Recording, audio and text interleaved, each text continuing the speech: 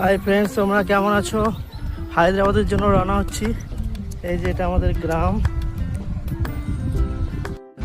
Hello, নমস্কার বন্ধুরা, তোমরা সবাই কেমন আছো? আমি আজকে হায়দ্রাবাদের জন্য রওনা হচ্ছি কিছু কাজের জন্য। তো শালিমার স্টেশন থেকে আমার যাত্রা শুরু হবে। এই যে এটা শালিমার স্টেশন।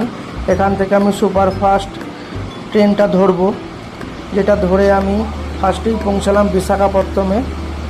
সেদিন রাত্রে আমি তো ঘুমিয়ে পড়লাম, তারপরে সকাল 6টার সময় উঠে দেখলাম বিশাখাপত্তম স্টেশন চলে এসছে। এখানে স্টেশনটায় নেমে একটু দাঁড়ালাম, খুব সুন্দর স্টেশন।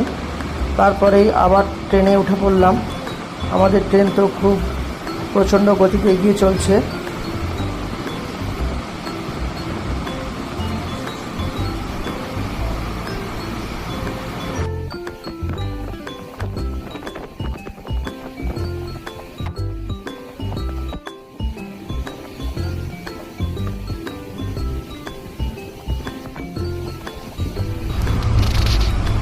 ট্রেনের যাত্রা খুবই ভালো লাগে আমার।